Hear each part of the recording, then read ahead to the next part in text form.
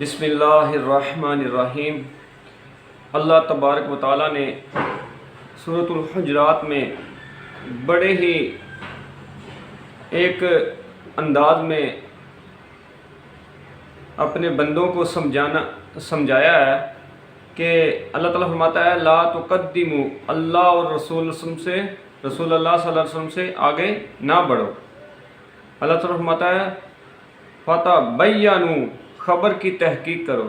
جب تمہارے پاس کوئی خبر آ جائے تو اس کو بغیر تحقیق کے آگے فارورڈ نہ کرو، آگے شیئر نہ کرو، آگے لوگوں تک نہ پہنچاؤ جب تک اس کی تحقیق نہ کر لیا کرو۔ بعض اوقات فیس بک میں یا اسٹیٹس میں، یا جو اسٹیٹس لگاتے ہیں واٹس ایپ پہ، انسٹاگرام پہ، وہ لوگ بغیر تحقیق کے ایک خبر آتی ہے، فیک خبر ہوتی ہے، اس کو آگے پہنچا دیتے ہیں۔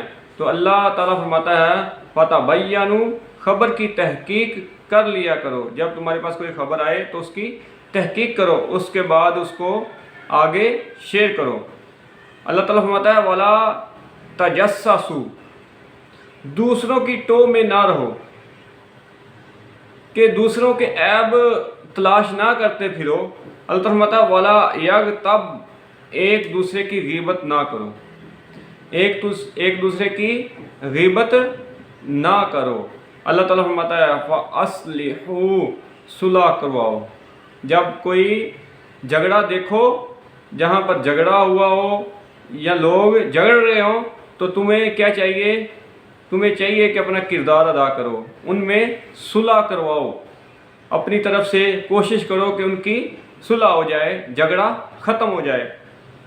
اللہ تعالیٰ فرماتا ہے وَأَقْسِطُوا، انصاف سے کام لو، وَأَقْسِطُوا، انصاف سے کام لو۔ جب تمہارے پاس کوئی معاملہ آ جائے تو پھر اس میں انصاف کرو، تم انصاف سے کام کرو، انصاف کے ساتھ فیصلہ کرو۔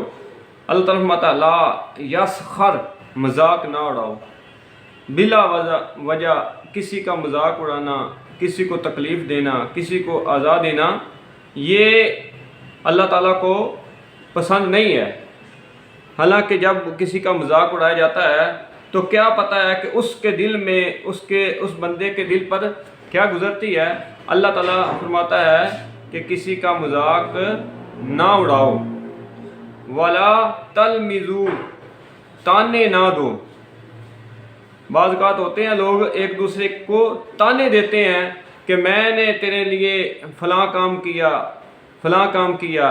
اگر بندہ اللہ کی رضا کے لیے جو کام کرتا ہے، جو اللہ کی رضا کے لیے نیکی کرتا ہے، تو اس کا اجر اللہ تعالیٰ کی ذات ہی دے گی۔ تو ہمیں کسی بندے پر یہ بالکل امید نہیں رکھنی چاہیے کہ وہ تمہیں اس کا کوئی اجر دے گا، کوئی صلہ دے گا۔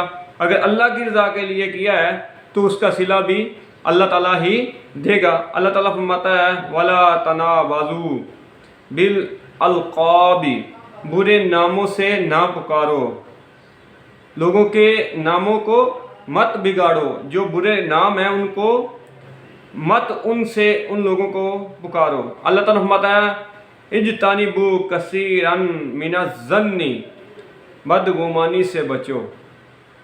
بدگمانی جو ہے نا وہ گناہ ہے، تو فرمایا کہ بدگمانی سے بچو۔